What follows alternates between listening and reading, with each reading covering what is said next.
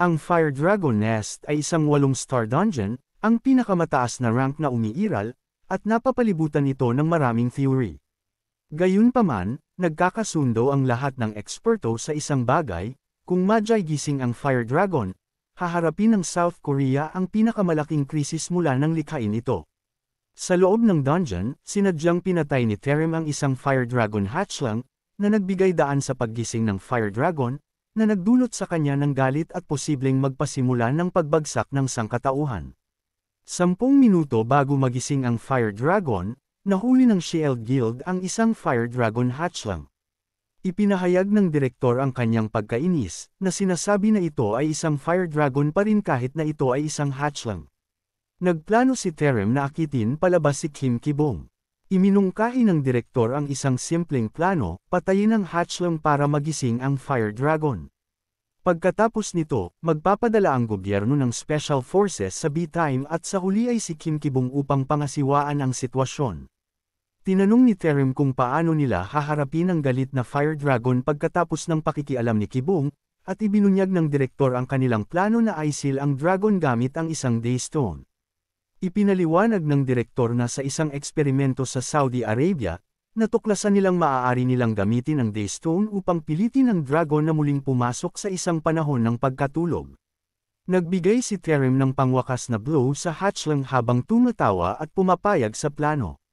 Napansin ng mga sibilyan ang pulang kulay ng langit at dumating ang army habang iniulat ng mga news outlet ang isang emergency situation at pinayuhan ang mga mamamayan na lumikas sa mga malapit na underground bunkers dahil sa deklarasyon ng gobyerno ng martial law.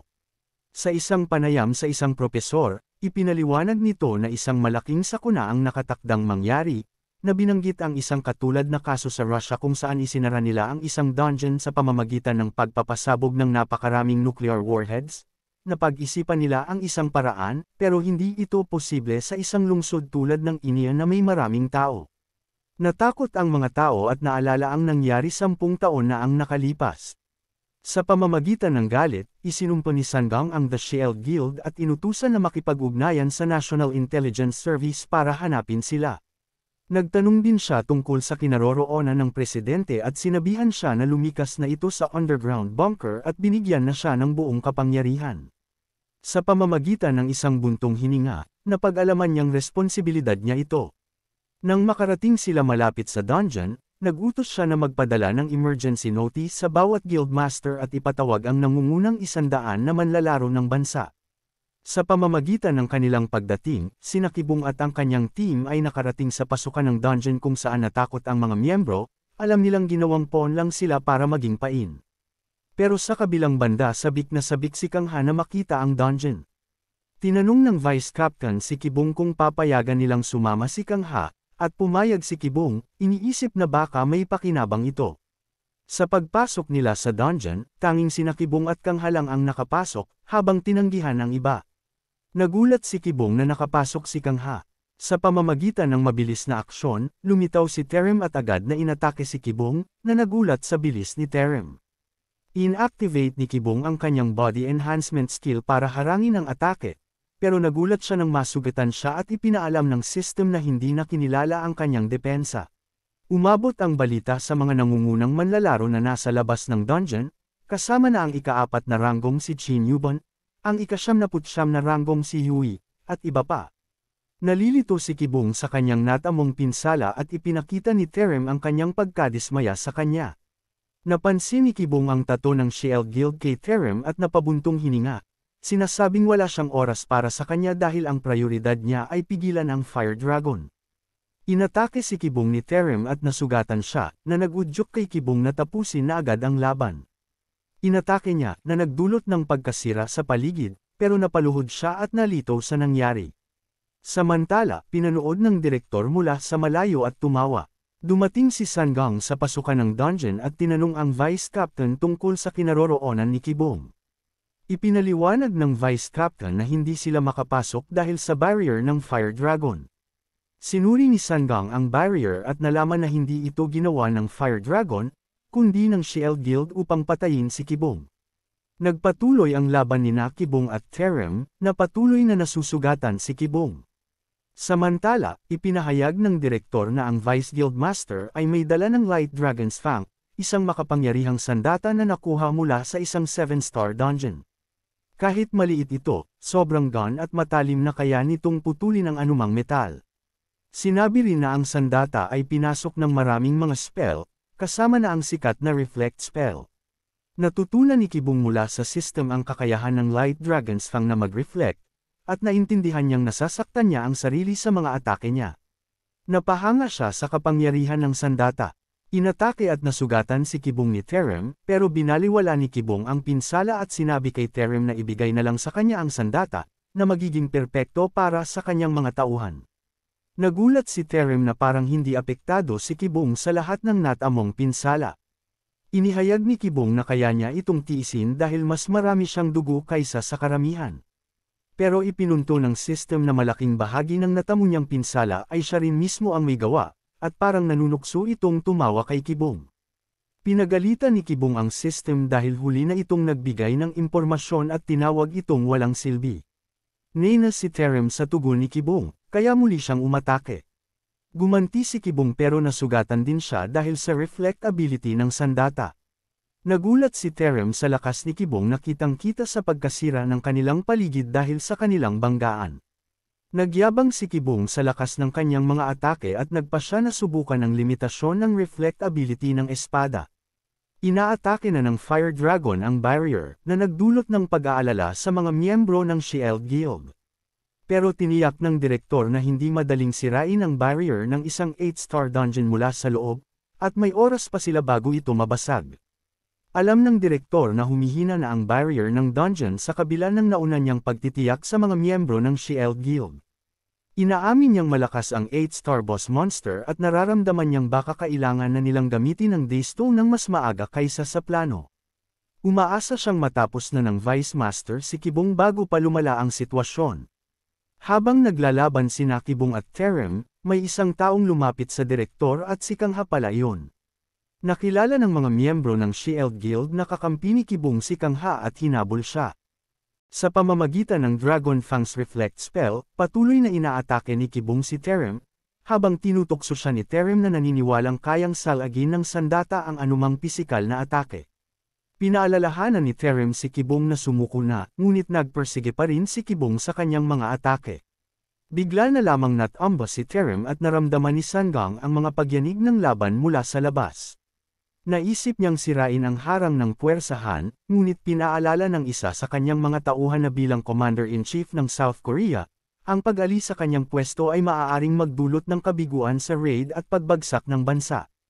Labag man sa kanyang kalooban, sumang-ayon si Sanggang at tumigil. Nakahinga ng maluwag si Terem nang huminto si Kibong sa pag-atake, ngunit inudyukan siya ni Kibong na magpatuloy sa pagharang at ipinagpatuloy niya ang kanyang walang tigil na pag-atake. Sa huli, napaluhod si Terem at nagsimulang samukan ng dugo, naguguluhan kung paano siya nasugatan. Napansin niyang may lamot na ang kanyang espada. Sinabi ni Kibong sa kanya na ipagpatuloy ang pagharang at ipinagpatuloy ang kanyang mga atake, na nagdulot ng mas malaking pinsala at tuluyang winasak ang espada bago niya pinagsusuntok si Terem sa lupa. Natapos ang laban, nasaksihan ni Kang ang tagumpay ni Kibong habang ang mga kasapi ng Shield ay naiwan na namangha. Malungkot na kinuha ni Kibong ang sirang espada at napabilib din ng direktor, dahil si Terem ay isa sa mga nangungunang 3 manlalaro sa South Korea. Sanay na ang Shield Guild na kumilos ng walang pakundangan dahil sa kanilang lakas, ngunit binago ng tagumpay ni Kibong ang pananaw na ito. Nang makita ng direktor ang pagkatalo ni Terem, inutusan niyang mag-urong ang mga kasapi ng Shield at gamitin ang kanilang return stones. Nag-alala ang isa sa mga kasapi tungkol sa hindi paggamit ng Daystone upang selyuhan ng dragon, ngunit ipinaliwanag ng direktor na kahit pa sumali ang nangungunang 100 ranker sa South Korea sa raid, mababa pa rin ang tsansa ng tagumpay at karamihan sa mga nangungunang rankers ay miyembro ng Shield Guild. Pinili niyang maghintay at dumating sa rurok ng laban upang gamitin ang Daystone sa isang mapagpasyang sandali. Sinabi ng direktor na kahit lumihis sa orihinal na plano, pareho pa rin ang magiging resulta, sila ay kikilalaning mga bayani na nagprotekta sa bansa laban sa Fire Dragon. Dahil dito, magiging mahirap para sa kahit na ang punong ministro na husgahan sila, kahit malaman pa niya ang katotohanan. Inutusan ng direktor ang mga kasapi ng Shield na umatras at iwan si Terem, ngunit may isa sa kanila na nag-atubili. Inutusan ng direktor na kunin si Terem sa harapan ni Kibong. Umalis ang mga miyembro ng Shield mula sa dungeon at tinanong ni Kang Hang si Kibong kung hahabulin nila ang mga ito, ngunit iginiit ni Kibong na ang kanilang prioridad ay ang Fire Dragon. Patuloy na inatake ng Fire Dragon ang barrier habang iniulat kay Sanggang na ang pinsala sa barrier ay umabot na sa 89% at mayroon na lamang 5 minuto bago maganap ang dungeon break. Nakita ng mga tao sa labas ng dungeon ang Fire Dragon at inakala ni Sanggang na napatay na ng Shield Guild si Kibong at inalis na ang barrier. Ngunit napansin nila na sina Kibong at Kang Ha ay nasa loob pa rin. Samantala, natukoy ng TV crew ang isang taong nakahandusay sa lupa at kinilala ito bilang si Park Terem ng Shield Guild. Nagulat si Sanggang sa lakas ni Kibong sa pagkatalo kay Terem at sinubukan niyang kontakin ito, ngunit naabala ng radio interference sa dungeon ang komunikasyon. Inatake muli ng Dragon ang barrier at umabot na sa 77% ang rate ng pinsala. Napagtanto ni Sanggang na kailangan nilang patagilan ang dungeon break upang maiwasang makalabas ang Fire Dragon mula sa dungeon at mailagay sa panganib ang buong bansa. Tumingin siya sa mga nagtipong manlalaro at tinansya na mayroon na lamang halos 30 ang natitira. Hindi sapat ang bilang ng mga natitirang manlalaro upang harapin ang dragon. Naniniwala si Sanggang na kailangan nila ng hindi bababa sa 80 sa mga nangungunang 100 rankers upang maging handa sa laban. Matapos malaman na nakontak na si Kibong, si Kang Ha ang unang sumagot sa earpiece, ngunit kalaunan ay kinuha na ni Kibong at kinausap si Sanggang. Tinanong ni Sanggang ang kalagayan niya, at sinabi niyang, kaya pa naman, bago humingi ng mga karagdagang tagubilin. Bagaman alam niyang malalagay sa panganib ang buhay ni Kibong, humiling si Sanggang ng karagdagang oras. Pumayag si Kibong sa kahilingan ni Sanggang at ibinaba ang tawag. Napansin ng mga reporter na papalapit na ang mga tao sa loob ng dungeon sa Fire Dragon. Isang opisyal ang naglabas ng pangamba tungkol sa mga aksyon ni Kibong, ngunit sumingit si Sanggang at sinabi na si Kibong ang kinatawan ng kinabukasan at pag-asa ng South Korea, at nainutusan niya itong magsakripisyo para sa kanilang lahat. Lumapit si Kibong sa Fire Dragon kahit mababa na ang kanyang health gamit ang kanyang skill.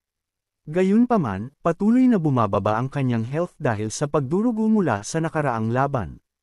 Inirekomenda ng system na magpahinga siya, ngunit hindi maaaring umalis si Kibong dahil may lalagay nito sa panganib ang kanyang ina.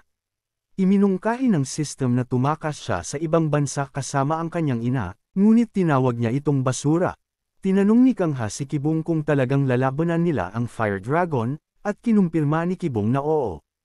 Ipinahayag ni Kang Ha ang kanyang pagdududa tungkol sa kanilang tsansa na manalo.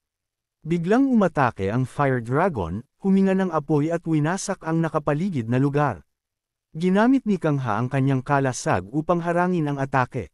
Namangha si Kibong sa kasanayang iyon at tinanong tungkol dito, ngunit bago pa makapagpaliwanag si Kang Ha, inatake siya ng dragon at napalipad siya. Pagkalapag ni Kang Ha na walang malay, bumaling ang dragon kay Kibong at umatake.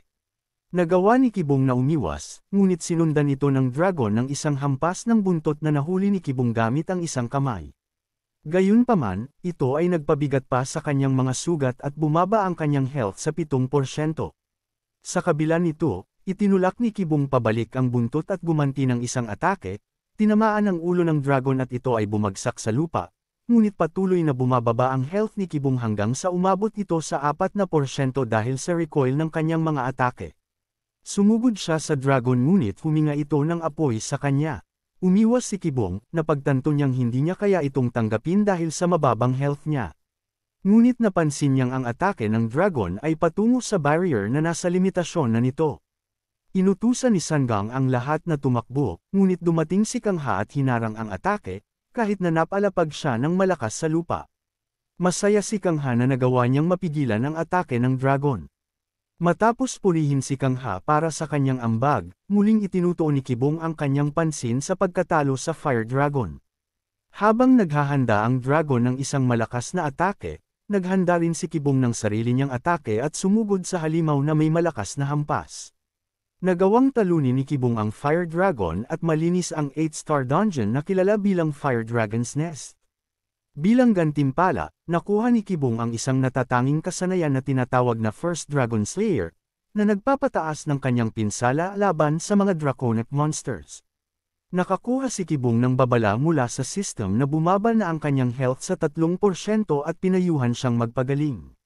Dumating si Kangha na ipinagyayabang kung paano niya naharang ang atake ng dragon. Naiinis si Kibong sa parehong system at kay Kangha na patuloy na nangungulit. Napansin ni Kibong ang isang bagay sa bangkay ng dragon, isang dragon heart na isang malaking pinagmumula ng enerhiya. Dahil napatay ni Kibong ang fire dragon bago nito maubos ang lahat ng enerhiya, mayroon pang natitirang malaking halaga ng enerhiya sa loob ng katawan nito. Biglang sumabog ang katawan ng fire dragon, at nagulat si Sangang kasama ang mga tao sa labas. Pagkatapos ay ipinaalam sa kanya na lahat ng mga rankers maliban sa mga kaanib sa Shield Guild ay dumating na at handa na ang hukbo upang magbigay ng suporta. Kinuha niya ang kanyang sandata at nagpasya na oras na upang sirain ang barrier, ngunit bigla itong nawala. Nag-aalala para kay Kibong, siya ay nagmadali papasok at nakita ang pagkawasak. Tinawag niya si Kibong, ngunit nakita si Kangha na lumilitaw mula sa mga guho. Nang tanungin niya kung nasaan si Kibong, itinuro ni Kangha kung saan ito nakasandal sa isang pader. Lumapit si Sangang kay Kibong at pinuri siya para sa mahusay na trabaho. Sa gusali ng Shield Guild, ipinaalam sa direktor na nalinis na ang Fire Dragon's Nest Dungeon, ngunit naglakad siya palayo nang hindi sumasagot sa mga tanong tungkol sa kanilang susunod na hakbang. Naiulat na ang Fire Dragon's Nest ay nalinis ng isang tao mula sa Department of Defense. Bukod pa rito, ang Vice Guild Master ng Shield Guild na si Park Terim at ang kanyang mga tauhan ay inaresto ng punong ministro dahil sa pagsanhi ng Fire Dragon Crisis, at lahat ng miyembro ng Shield Guild ay kakasuhan ng pagtataksil at haharap sa mabigat na parusa bilang pangunahing responsable sa Fire Dragon Crisis. Nagtanong ang mga reporter ng mga komento tungkol sa mga kamakailang pangyayari. Tumugon si Sangang na ang mga detalye ay nailahad na sa publiko at iminungkahi na mas interesado ang mga reporter sa isang partikular na individual na kasangkot sa insidente. Pagkatapos ay ipinakilala niya si Kim Kibong na kinakabahan sa pagharap sa mga mamamahayag. Nagkita sina Kibong at Kangha kay June, na pinuri sila sa paglilinis ng Fire Dragon's Nest. Habang excited si Kangha sa papuri, tinanong ni Kibong tungkol sa mga tao sa likod ni June. Tinawag ni June si Kibong bilang bayani na nagligtas sa bansa at binanggit na maraming tao ang nagpapakita ng malaking interes sa mga bayani. Pinuri rin si Kangha at nalaman niyang mayroon na siyang fan club, kaya lalo siyang natuwa. Pinutol ni Kibong ang tuwa ni Kangha at tinanong ang kanilang layunin sa pagkikita kay June. Ibinunyag ni June na sila ay naruroon para sa isang physical examination, ipinaliwanag na sa panahon ng enlistment ni Kibong, walang sapat na kagamitan upang itala ang kanyang mga marka sa database ng headquarters. Nang sumali si Kim Kibong sa militar, walang tamang kagamitan upang sukatin ang kanyang mga kakayahan, kaya't hindi siya nakapasa sa opisyal na pagsusuri, kaya't wala siyang ranggo sa militar. Ang impormasyon tungkol kay Kibong ay nasa database at pwedeng manatiling medyo anonymous. Gayunpaman, kung ang kanyang ranggo ay natukoy at na-upload, hindi sana nagkamali ng ganito ang Shield Guild. Sabik na si Kibong na simula ng physical examination, ngunit ipinaalam ni June na hinihintay pa nila ang kanilang host. Dumating si Ul, binati si Kibong, at sinimulan nila ang pagsusuri gamit ang isang grip strength machine na kayang sukatin hanggang S-rank. Si Yui ang unang sumubok at nakakuha ng A-rank, pagkatapos ay si Kibong naman. Inutusan siya ni Yui na pisilin ng pinakamalakas niya, at kahit nag-aalinlangan siya, tiniyak ni Yui na ang mga materyales ng makina ay sinubukan na ni Goy Angry Young at hindi madaling masira. Gayunpaman, sa pagkagulat ng lahat, nasira ang makina nang gamitin ni Kibong ang kanyang lakas. Nalito si June, at nalungkot si Kangha dahil gusto rin niyang mag-take ng test. Nasira rin ang punching machine, at na-overload ni Kibong ang magic power measuring machine. Nang hinayang si Kangha na hindi siya nag-test bago si Kibong. Humingi ng paumanhin si Kibong at pinakalma naman ni Yui si June at iminungkahi na ipagpatuloy na lang ang interview. Nagsimula ang interview kung saan hiniling ni Ul na ipakilala nila ang kanilang mga sarili sa audience na mahigit 100,000 katao. Nagulat si Kangha at tumingin sa paligid para hanapin ang audience, habang ibinalik naman siya ni Kibong sa kanyang upuan. Tinanong ni Yui kung totoo ang reaksyon ni Kang Ha at kinumpirma ni Kibong na totoo nga. Pagkatapos ay ipinakilala ni Kibong ang sarili bilang kapitan ng Special Dungeon Management Team at sinabi ang kanyang edad, 30 taong gulang. Matapos mag-alinlangan ng saglit, nagulat si Yui na mas matanda si Kibong kaysa sa inaasahan niya. Nagsabi naman si Kang Ha na mas matanda si Kibong kaysa sa kanyang ipinahayag, kaya't pinalo siya ni Kibong. Tinanong ni Yui si Kibong kung paano siya naging napakalakas at bakit niya piniling magtrabaho para sa gobyerno. Alam ni Jun ang sagot, ito ay para sa paghihiganti para sa kanyang ina. Ikinwento ni Kibong ang kanyang kwento at binanggit ang kanyang pamilya na nagpaluha kay Yui. Inakala ng publiko na nawalan din ng mahal sa buhay si Yui dahil sa mga halimaw, habang pinaninod ng kanyang pamilya at tinanong ang kanyang pag-uugali. Galit ang kanyang ina at sinabi na buhay pa sila, habang sinubukan naman ng kanyang ama na pakalmayan siya. Natapos ang interview at nang hinayang si Kang Ha na hindi siya nakapag-ambag sa usapan. Tinanong ni Kibong kung tapos na ang kanilang mga gawain, ngunit nagdalawang isip si Jun na kumpirmahin, at sinabing si Ul ang hahawak ng susunod na gawain. Ipinahayag ni Kibong ang kanyang kagustuhan na harapin na lang ang isang dungeon kaysa mag-aksaya ng oras sa mga bagay na hindi mahalaga.